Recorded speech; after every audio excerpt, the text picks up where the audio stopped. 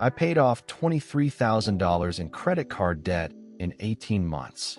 Here's the exact system. No gimmicks, no minimum payments. Put all credit cards in a drawer, not cut, but not in your wallet.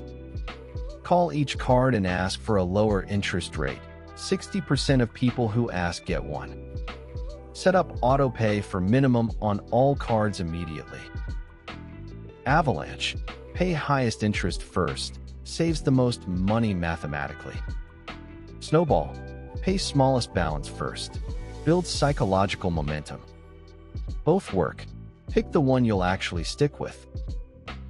Cut every discretionary expense for 6 to 12 months. It's temporary.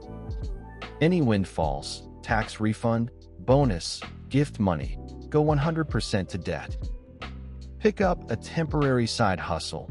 Every extra $200 per month shortens payoff by months. $10,000 at 20% APR, minimum payments only equals 27 years, $12,000 in interest. $10,000 at 20% APR, paying $500 per month equals 2.5 years, $2,800 in interest. The difference is a decision, not income. Get my debt payoff tracker at https://funbiz.gumroad.com.